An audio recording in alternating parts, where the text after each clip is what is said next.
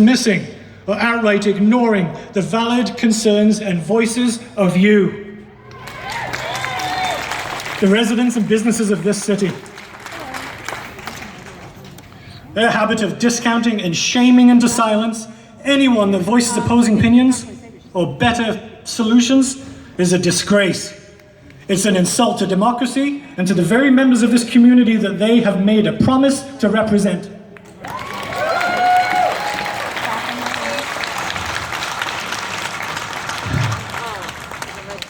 We need our City Council to stand up for our city's residents and businesses, whether it be to specialty groups, Waterloo Region, or provincial government. They were elected to represent us and our interests. We expect them to do it.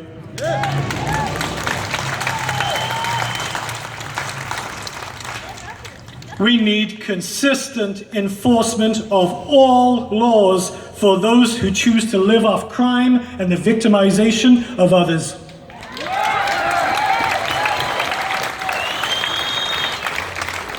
Crime, no matter how small, does not get a free pass just because it originates from addiction or hides behind a tent.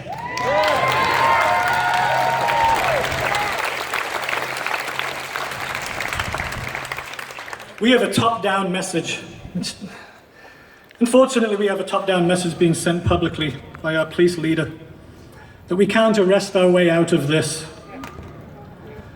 An unfortunate message that is heard loud and clear by the criminals that already have very little fear of the law.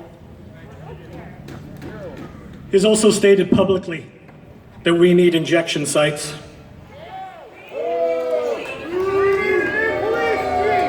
That's what he thinks.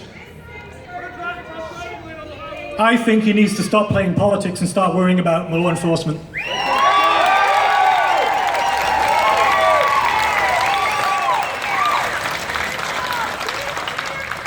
It's the job of law enforcement to enforce the law and protect us. We expect it to be done. Once low-level crime stops being enforced, criminals get the message that it's a free-for-all. Laws no longer apply. Do whatever you want. That's what we're seeing here every day. Being a drug addict is not a crime, but they still need to be held accountable for their actions, just as we are.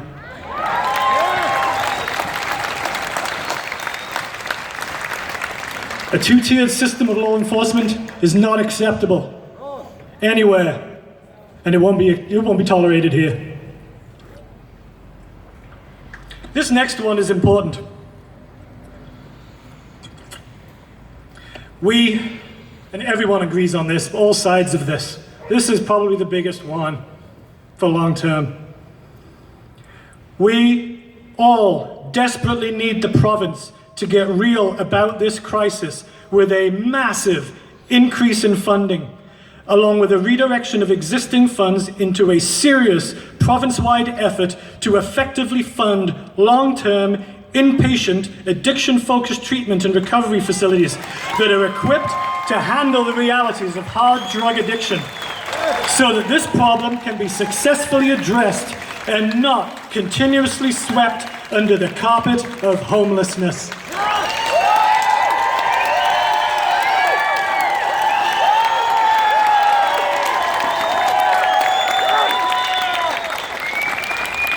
We need the province to commit to new and improved provincial mental health services and facilities to replace the ones shut down 35 years ago.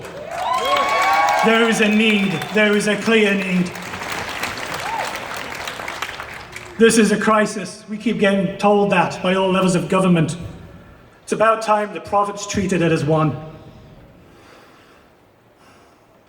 Whether it's due to legal means as a result of criminal prosecution, or medical means due to the inability of a person to look after their own well-being, there needs to be some sort of intervention or the cycle will never end.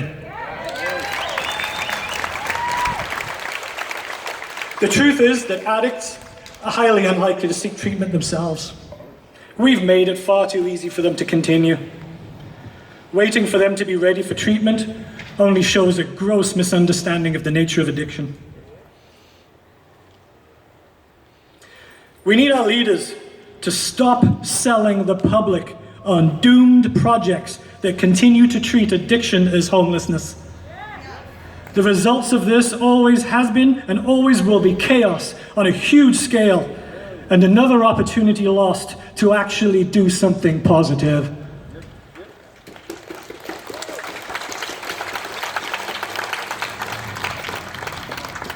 Speaking of decisions, I want the City of Cambridge to stop continuously creating masses of advisory committees and task forces that shut out elected officials and do not represent public interest. Our representatives that we voted for, that we elected, must be allowed to be included in discussions and decisions that affect our community, and not have those decisions made by special interest groups that have their own agendas. Democracy demands that your voice be heard. We need a wider distribution of social services through KW Region. Downtown Galt is not an entire city, it's just a small piece of one. And it is clear that it cannot handle the level of services it currently has. You and Galt are not to be used as a dumping ground for what the region clearly does not want to handle in its own backyard.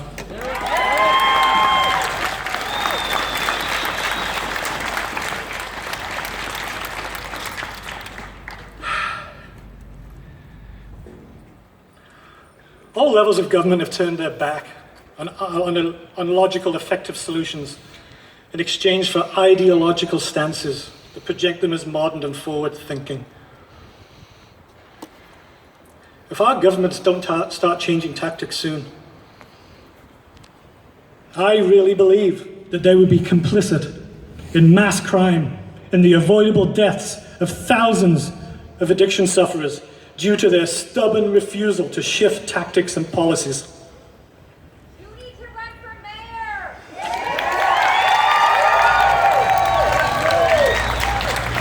I really wish I didn't have to say this shit. Somebody has to. These people, the addicts that have children, they have families. Not all are criminals, not all are robbing. They don't need help. They don't need encampments. They don't need shipping containers to live in, and injection sites, and bags of meth pipes. They need help. The kind that takes courage. The kind that gives them and society a real fighting chance at recovery. They need intervention. And we need safety. We need our city back. That is real compassion.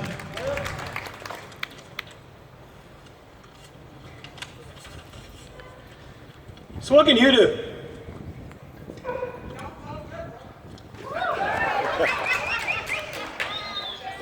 You need to stand up, as you're doing now.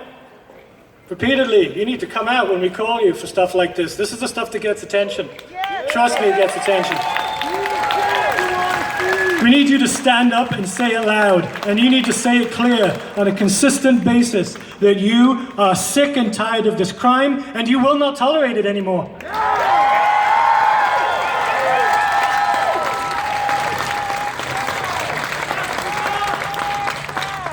The most important thing you can do, and it's unfortunate that we've reached this point. I've tried the past 3 years to try not to reach this point. You need to show your elected officials who holds the real power in this city.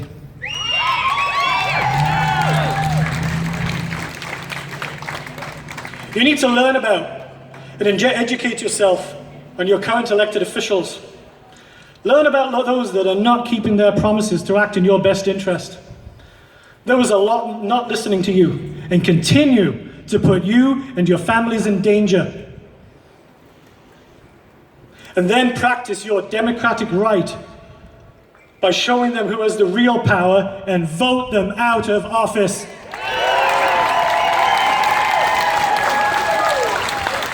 That is how you fight government for positive change. That is how you take back the power to have a say in your safety, for your family, for your future. That is how you take Cambridge back. This is your city. You have the real power here. Nobody in Ottawa, nobody in Queen's Park, nobody in Waterloo Region, nobody that works in this building right here owns this city. You do. What you say goes, but it won't go until you say. And by being here today, you've decided to say that you've had enough of the dangerous decline and mismanagement of this community. Enough's enough. So I say to you, now, in fact, I say to other cities that have, because this is happening all across the province, all across the country, I say to our friends, our neighbors in Guelph that are dealing with this, take back your power, take back your city. Kitchener, take back your power, take back your city. Guelph, take back your city. Toronto, those poor people over in Lethbridge, Alberta, in Vancouver, you, the people, have the power. Take it back and take back your city.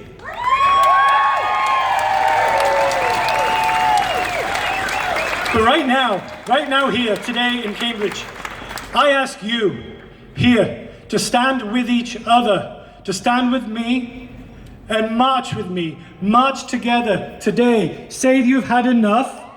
Today, take back Cambridge. Thank you.